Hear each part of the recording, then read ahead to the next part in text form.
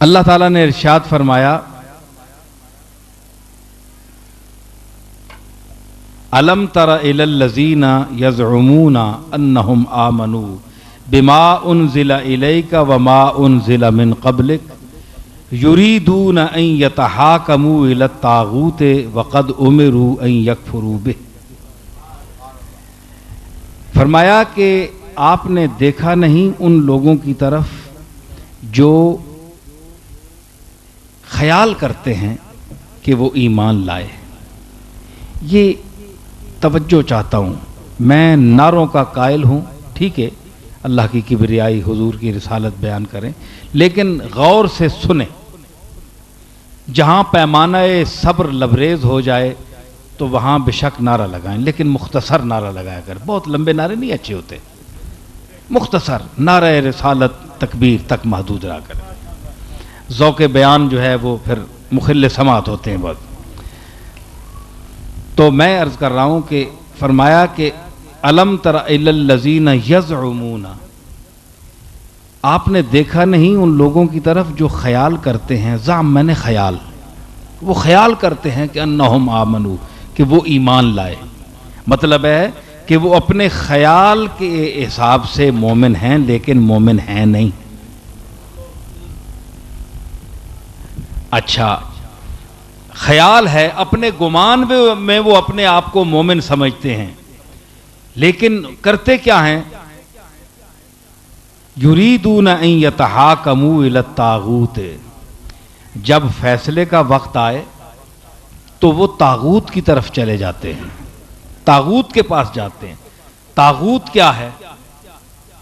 اس پر علماء لغت نے بہت کچھ لکھا، مفسرین نے لکھا، بڑی تشریحات ہیں، لیکن تمام تشریحات کا خلاصہ یہ ہے کہ طاغوت ہر وہ فرد، شخصیت، قانون، نقطہ نظر، اندیہ، رائے ہے جو قرآن و سنت کے خلاف ہو، وہ طاغوت ہے۔ اردو سمجھ رہے ہیں؟ اردو اچھا چلے گی اپنی جگہ۔ تو طاغوت ہر وہ قانون جو شریعت کے خلاف ہو، وہ طاغوت ہے۔ ہر وہ شخصیت جو اپنی بات منوائے، اپنے ذاتی نقطہ نظر کو لوگوں پر ٹھونسنا چاہے، قرآن و سنت اس کا ساتھ نہ دیں، حلال کو حرام کہے، حرام کو حلال کہے،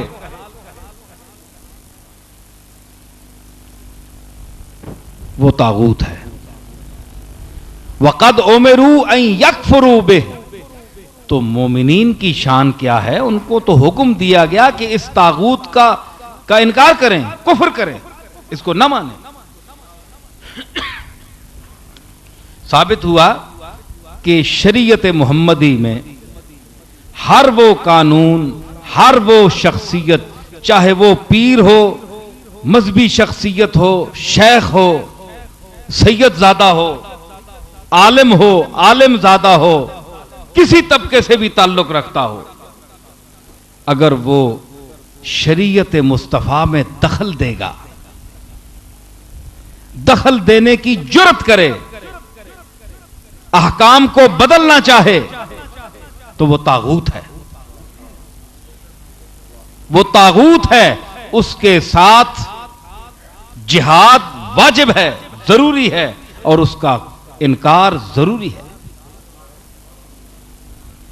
میری بات سمجھے؟ میں بھی ایک خانقاہ کا فرد ہوں، مجھے بھی اچھا لگتا ہے کہ نہیں، میں اپنے آپ کو نکالوں کہ ہم تو نہیں ہیں جناب، اور لوگ ہیں۔ نہیں، ہم بھی ہیں۔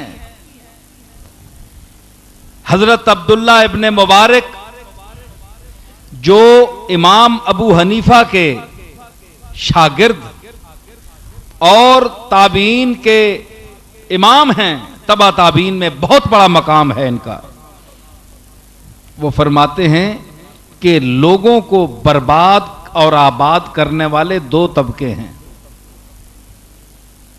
ایک مشائخ کا اور ایک علماء کا۔ ان کے ہاتھوں میں ہے قوم آباد کرے یا برباد کرے۔ میں اپنی بات نہیں کہہ رہا ہوں، آپ کو میں حوالہ بھی دے سکتا ہوں۔ اے جناب میں کولو گل نہیں کی تھی، میں حوالہ بھی دے سکنا۔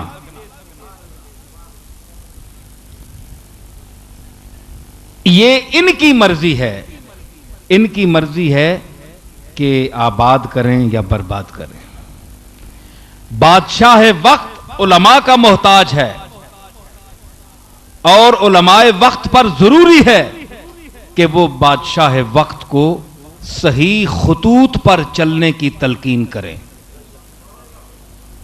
اگر وہ بادشاہ وقت کو صحیح خطوط شریعہ پر چلنے کی تلقین نہیں کرتے تو وہ اپنا فریضہ منصبی پوری طرح ادا نہیں کر رہے۔ حضرت